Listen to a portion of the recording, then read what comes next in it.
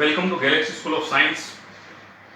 વિદ્યાર્થી મિત્રો, last time મેં તમને એઝ અ હોમવર્ક પર્પઝ પર 2.20 નો દાખલો આપ્યો હતો ધોરણ 11 માં. તો દાખલો નંબર 2.20 આપણે જોઈએ. આપણા સૂર્યમંડળના નજીકનો તારો 4.29 પ્રકાશ વર્ષ દૂર છે. પારસેકમાં આ અંતર કેટલું થશે? સૂર્યની આસપાસ પોતાની ભ્રમણ કક્ષા 6 મહિનામાં સમય આંતરેલ પૃથ્વીના બે સ્થાનો પરથી આ તારાને જોવામાં આવે તો તે કેટલા કોણ આંતરશે? તો વિદ્યાર્થી મિત્રો, મેં તમને અમુક પ્રેક્ટિકલ એકમો બતાવી હતી કે પ્રેક્ટિકલની કિંમતો જે છે એ કેટલા સુધીની કિંમત છે એના આધારે આપણે વાત કરીએ. તો આપણા પાસે આમાં છે એક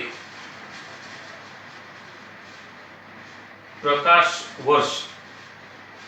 એક પ્રકાશ વર્ષ બરાબર 9.46 ગુણ્યા 10⁻15 મીટર. તો આપણા પાસે આપેલા છે 4.29. એટલે આજે આપણા પાસે કિંમત થાય that is 4.29 પ્રકાશ વર્ષ બરાબર 4.29 ગુણ્યા 9.46 ગુણ્યા 10⁻15. આ રીતની કિંમત છે. આને ગુણાકાર કરતા આપણી પાસે કઈ જવાબ આવે છે 4.58 ગુણ્યા 10⁻16 મીટર. હવે પાર્સેક માટે જોવા જઈએ તો એક પાર્સેક એટલે કે પીસી, કે પી કેપિટલ છે સી સ્મોલ છે, બરાબર 3.08 ગુણ્યા 10⁻16 મીટર. બરોબર છે. તો આટલા મીટર બરાબર એક પાર્સેક થાય. તો આટલા આ જે આપણા પાસે કિંમત આપેલી છે that means 1 pc બરાબર 3.08 into 10⁻16 મીટર.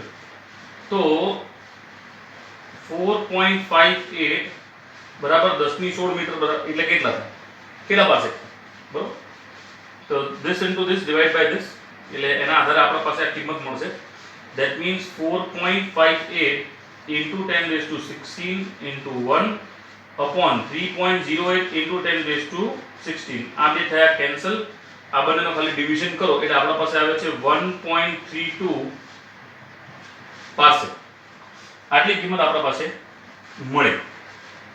હવે જે પૃથ્વીની વાત કરી છે એની નોર્મલ આકૃતિ વિચારીએ તો દાખલા તરીકે માનો કે આ છે કંઈક સૂર્ય અને અહીંયા છે આ બે જગ્યાએ છે પૃથ્વી. આ પૃથ્વી જે છે એ સૂર્યની આ રીતે ભ્રમણ કરે છે એવું માનીએ, રાઈટ? આ થઈ એની ત્રિજ્યા અને અહીંયા કને ક્યાંક એ પેલો સ્ટાર છે, તારો. તો અહીંયાથી આટલું અને અહીંયાથી આટલું, જેમાં આ બંને અંતરને આપણે કેપિટલ ડી જેટલું ગણીએ. આ છે આપણા પાસે પૃથ્વી એન્ડ ધીસ ઇઝ ઓલસો પૃથ્વી. બરોબર. તો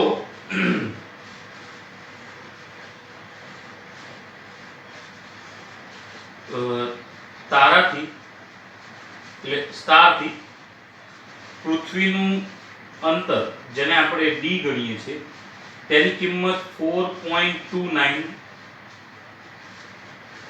પ્રકાશ વર્ષ છે.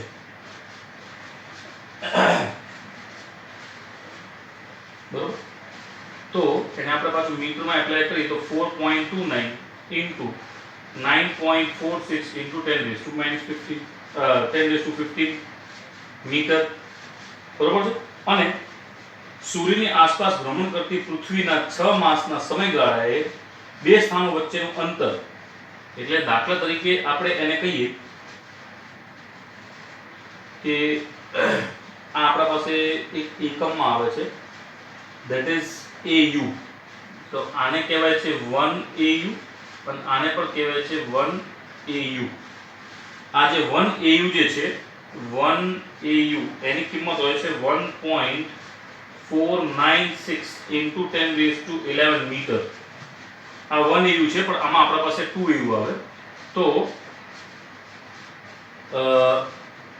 બંને પૃથ્વી વચ્ચેના અંતર જેને આપણે b કહીએ છીએ, આ ટોટલ b, તેની કિંમત છે 2 AU. તો b બરાબર 2 ગુણ્યા 1.496 × 10⁻11 મીટર. બરોબર, આટલી કિંમત થઈ. હવે અગેન એક્ઝામ્પલ, અહીંયા આપણા પાસે જો થીટા બનવું હોય તો થીટા = ચાપ ભાગ્યા ત્રિજ્યા. તો એ જ આપણે એપ્લાય કરીએ. થીટા બરાબર b/b. b ની કિંમત છે 2 ગુણ્યા 1.496 ગુણ્યા 10⁻11 ભાગ્યા d ની કિંમત. d ની કિંમત આપણા પાસે છે 4.29 ગુણ્યા 9.46 ગુણ્યા 10⁻15. તો આને એપ્રોપ્રિએટલી સોલ્વ કરતા 0.0737 ગુણ્યા 10⁻4 રેડિયનમાં આપણા પાસે આ જવાબ આવે છે. હવે આને આપણે બધું સેકન્ડમાં ફેરવવાનું હોય તો બધું સેકન્ડમાં ફેરવવા માટે આપણા પાસે આપેલું છે that is pi રેડિયન બરાબર 180 × 3600 મિનિટ્સ આવું થાય. હવે આપણા પાસે જે રેડિયનમાં જવાબ આપેલો છે એ છે અહીંયા. તો એ થીટાના આધારે આપણે શોધવું હોય તો 0.037 × 10⁻⁻4 × 180 × 3600 ભાગ્યા 3.14. આ કુલ બધું જ સોલ્વ કરતા આપણા પાસે આવે છે 152.09 ગુણ્યા 10⁻⁴.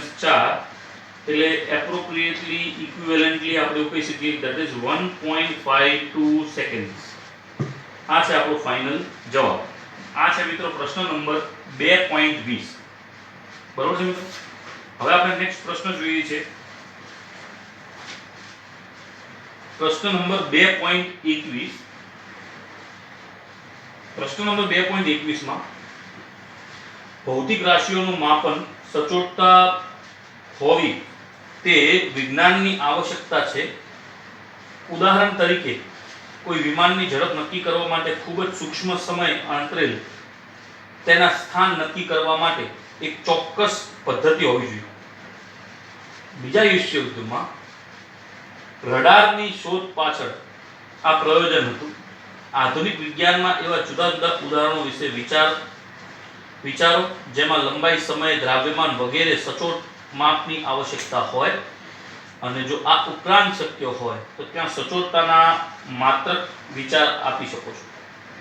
એટલે આ પ્રશ્ન જે છે એ તમે એકોર્ડિંગ ટુ ટેક્સ્ટબુક જે પણ થિયરી સિસ્ટમ લાગુ પડે છે એના આધારે તમે એનો જવાબ રચી શકો છો.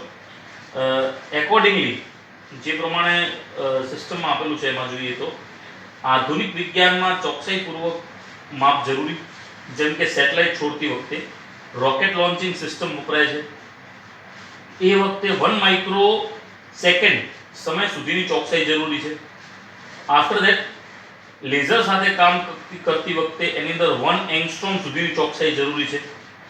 ન્યુક્લિયર કદના માપ વખતે 10⁻15 મીટર સુધીની ચોકસાઈ જરૂરી છે. અને અણુનું દળ સ્પેક્ટ્રોગ્રાફી માપથી વખતે 10⁻30 કિલોગ્રામ સુધીની ચોકસાઈ જરૂરી છે.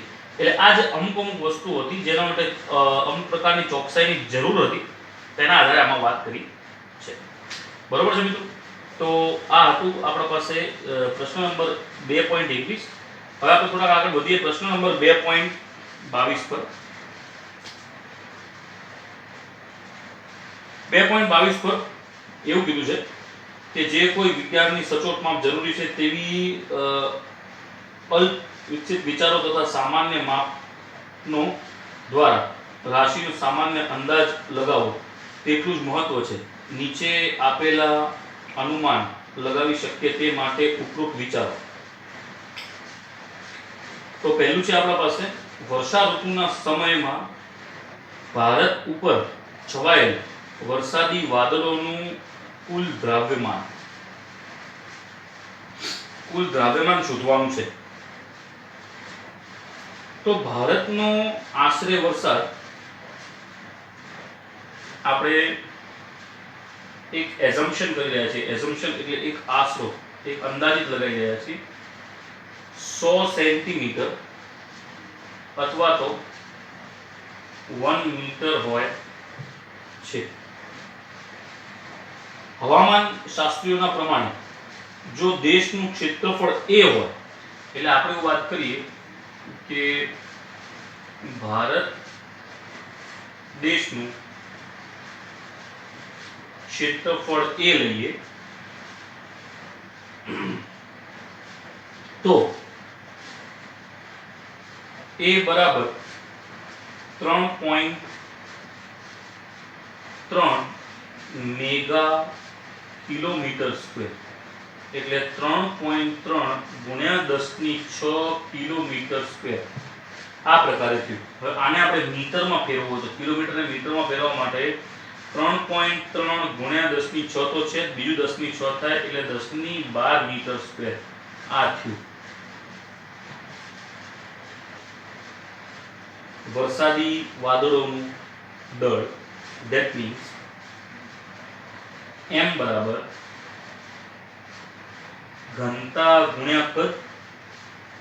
હવે આમાં કદ જે છે એની પછી વાત કરીએ, પણ ઘનતા ગુણ્યા કદને આપણે ક્ષેત્રફળ ગુણ્યા ઊંચાઈ એવું લખી શકીએ. તો ઊંચાઈને આપણે લઈ લીધી છે, સોરી ઘનતા જે છે એ 10⁻³ આવે છે. ઊંચાઈ જે છે એ 3.3 ગુણ્યા 10⁻12 અને ઊંચાઈ લઈ લીધી છે 1 મીટર. તો આના આધારે આપણી પાસે આ જે કિંમત થાય છે એ છે 3.3 ગુણ્યા 10⁻15 કિલોગ્રામ. આ બધી જે છે એ આ અંદાજિત વાતો કરી છે. આનું ક્ષેત્રફળ જે છે એની કિંમત આપણે જોઈ છે, બરોબર. એની કિંમત તમને ખબર હશે. આ હતો પ્રશ્ન નંબર a.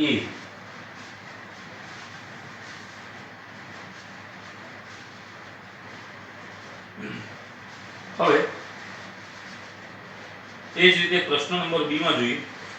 કોઈ હાથીનું દ્રાવ્યમાન તરતા પદાર્થના નિયમ પરથી હાથીનું દળ શોધી શકાય. ધારો કે એક બોટના તળિયાનું ક્ષેત્રફળ a અને પાણીમાં d1 ઊંચાઈએ કેટલું ડૂબેલું છે. એટલે કોઈ પણ આપણે એક બોટ લઈ લઈએ. આપણે આ લઈએ છે પ્રશ્ન નંબર b.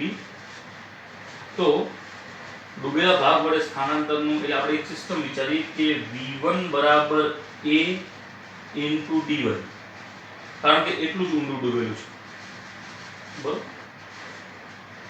હવે આ બોટમાં હાથીને લાવવામાં આવે ત્યારે d2 જેટલી ઊંચાઈ સુધી ડૂબે છે અને હવે ડૂબેલા ભાગનું સ્થાનાંતર થયેલ પ્રવાહી કદ, એટલે આ જે છે આ એક આપણે વાત કરીએ છીએ તે છે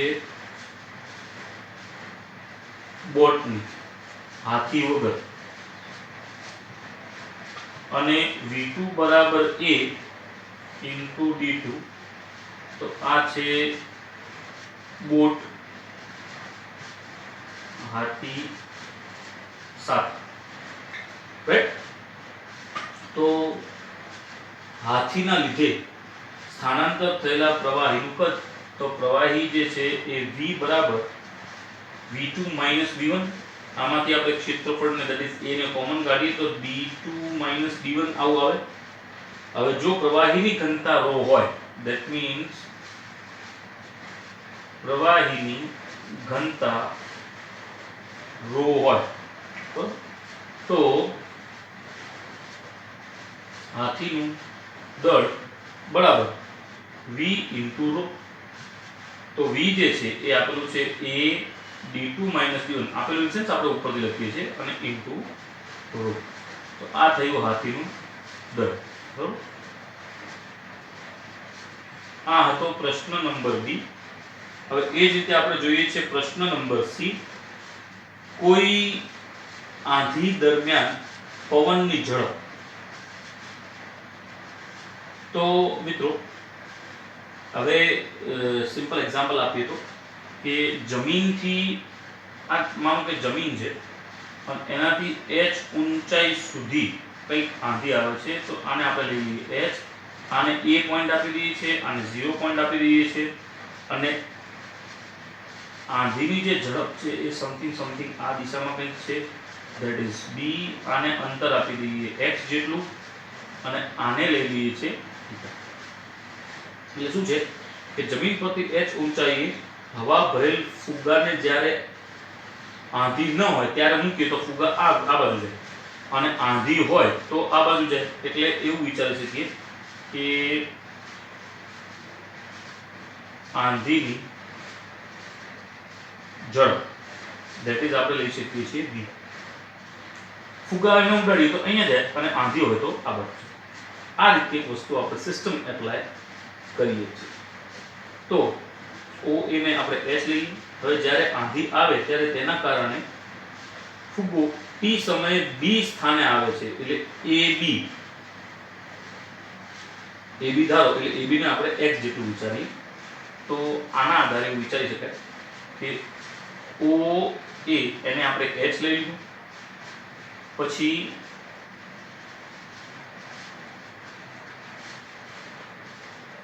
આંધી આવે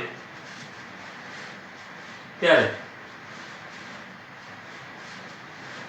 તેના કારણે t સમયમાં b સ્થાને આવે તો AB બરાબર x જેટલું ધારી. હવે ફુગાના સ્થાનથી O બિંદુ પાસે થીટા જેટલો કોણ બનાવે તે ખૂણો. બરોબર. તો હવે આ જે ખૂણો છે અહીંયા કને આપણે tan થીટા વિચારીએ. tan થીટા તો સામેની બાજુ ભાગ્યા પાછળની બાજુ, રાઈટ. તો આમાં આપણા પાસે શું મળશે? AB ભાગ્યા AO એટલે x ભાગ્યા h આપણને મળે. h ને કરતા બને તો x બરાબર h tan થીટા. આ બંને એક પ્રકારના અંતર થયા. આ બંને અંતર થયા તો આને ભાગાકાર કરી દો સમય સાથે. તો આને ભાગાકાર કરી સમય સાથે, આને પણ ભાગાકાર કરી સમય સાથે. તો આની જે કિંમત મળે છે એ છે v. કેમ કે આને આપણે શું લખી શકીએ? સમય ભાગ અંતર ભાગ્યા સમય એટલે v. તો આપણા પાસે આ જે છે આનો ઝડપ જે છે એ આ પ્રકાર મળી h tan થીટા ભાગ્યા t. આ આંધીની ઝડપ આપણે ફુગાના આધારે. બરોબર છે. ત્યારબાદ બી પ્રશ્ન છે, તમારા માથાના વાળની સંખ્યા બોલો. છે ને જબરદસ્ત. હવે આપણે આમાં કઈ રીતે વિચારીએ છીએ એ જોઈએ. ધારો કે એક વ્યક્તિના માથામાં 8 સેન્ટીમીટર ત્રિજ્યામાં વાળ છે. એક વાળની જાડાઈ. હવે આ આપણે કોના આધારે ગોતી? તો આ જે છે માઇક્રોમીટર સ્ક્રૂ ગેજના આધારે ગોતી. કોના આધારે? માઇક્રોમીટર સ્ક્રૂ ગેજના આધારે.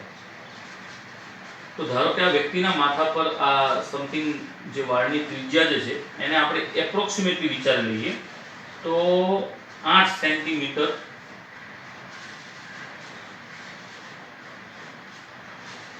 ત્રિજ્યામાં વાળ છે અને એક વાળની જાડાઈ જે છે વાળની જાડાઈ એટલે વ્યાસ. તે વ્યાસ જે છે એ છે 10 ગુણ્યા 10⁻5 સેન્ટીમીટર. બરોબર. તો માથામાં વાળની સંખ્યા that is equals to approximately વાળા માથાનું ક્ષેત્રફળ ભાગ્યા એક વાળના આડછેદનું ક્ષેત્રફળ.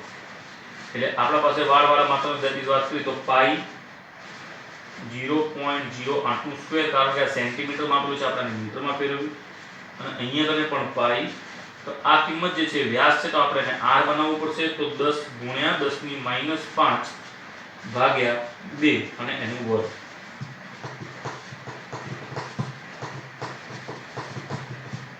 તો આ બધું જ સોલ્વ કરતા એપ્રોક્સિમેટલી 2.56 ગુણ્યા 10 ની 6 વાળની સંખ્યા થાય એપ્રોક્સિમેટલી. આપણે આને 8 સેન્ટીમીટર લીધું અને વાળની જાડાઈના આધારે વિચાર કર્યો. એના આધારે આપણે આને ગોતવાનો પ્રયાસ કર્યો છે. તમારા વર્ગખંડમાં વાયુના અણુઓની સંખ્યા.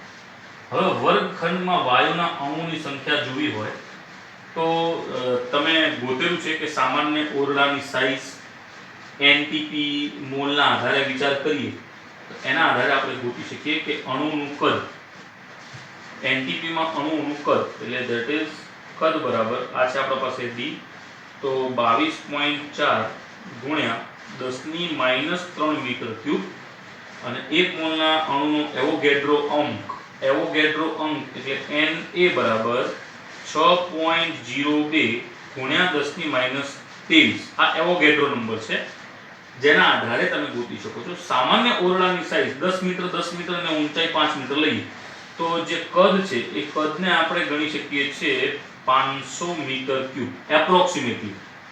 માનો 10 ગુણ્યા 10 ગુણ્યા 5 આ રીતે છે કે 10 લંબાઈ 10 પહોળાઈ અને 5 ઊંચાઈ.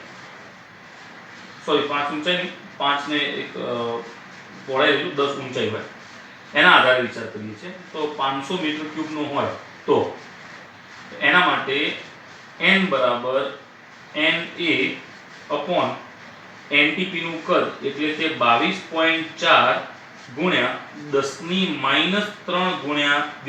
હવે આમાં તમારા પાસે v ની કિંમત બદલાય તો આ તમારી કિંમત મૂકી દેવાની ધેટ્સ ઓલ. બરોબર. તો આ બધી જ કિંમતો મૂકી દઈએ તો 6.02 ગુણ્યા 10 ની -23 ગુણ્યા 500 ભાગ્યા 22.4 ગુણ્યા 10 ની -3.